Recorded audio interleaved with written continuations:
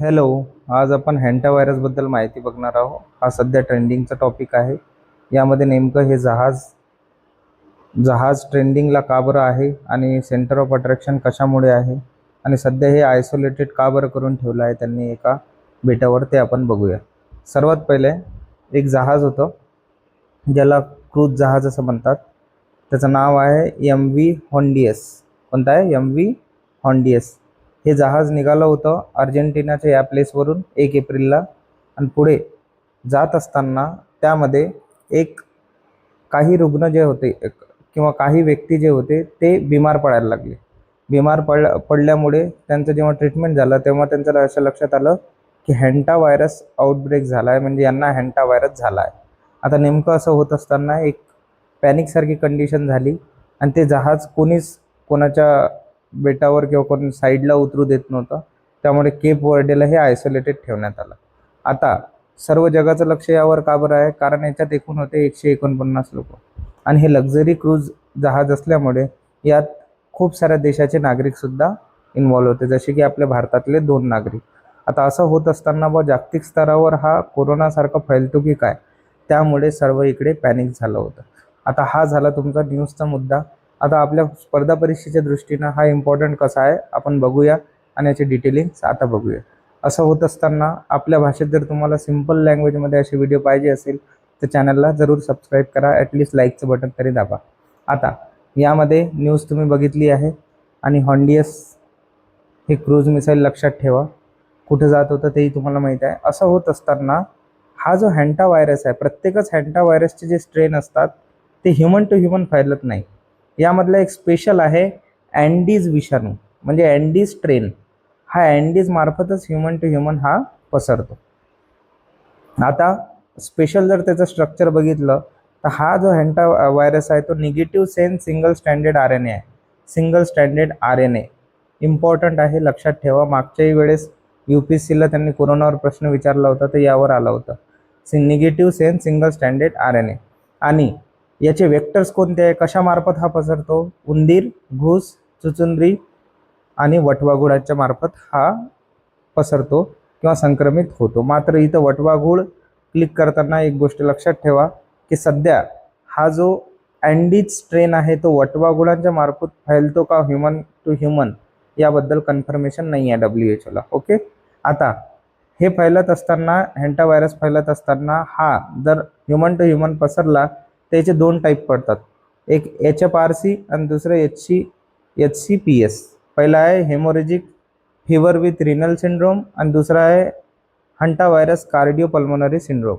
आता पल्मोनरी म्हणजे हार्टशी संबंधित किंवा फुफ्फुसाशी संबंधित आणि दुसरा आहे haemorrhagic fever with renal syndrome म्हणजे मूत्रपिंडावर परिणाम करणार. तर 2 प्रकारे हा पसरतो.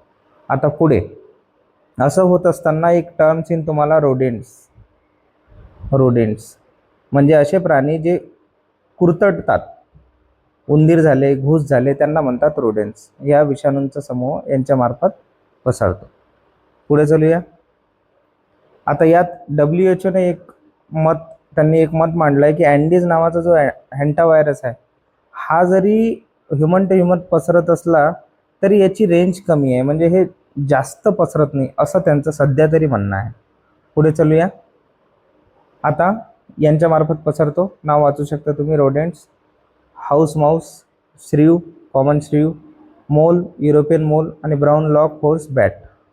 ओके. बॅट संदर्भात आपण मागे डिस्कस केलं आहे. आता पुढे बघू संक्रमण कसं होते. संक्रमण मेनली 4 वेनं होऊ शकते. सर्वात पहिले हवेवाटे होईल. हा एक किंवा थेट संपर्क आला तर होईल, किंवा उंदीर चावल्यामुळे होईल, किंवा दूषित अन्न खाल्ल्यामुळे होईल. एक कॉमन सेन्स जर यूज केला कोरोनाच्या वेळेस ज्या गोष्टी होती, असे जेव्हा प्रश्न येतात ती सिच्युएशन कंपेअर करायची कोरोनाची आणि ही. आता यामध्ये तुम्ही बघू शकता की हवेवाटे कसं होऊ शकतो. सर्वात पहिले उंदराची जर विष्ठा, लघवी किंवा लाळ हे जर सुकलं आणि त्याचे धुलकण जर एरोसोलमध्ये मिक्स झाले आणि माणसाने जर ते इनहेल केले तर हा हवेमार्फत होऊ शकतो. दुसरा डायरेक्ट कॉन्टॅक्ट.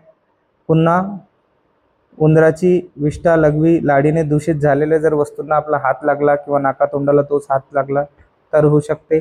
चावल्याने तर सरळ होईल. आणि तिसरा आहे दूषित अन्न.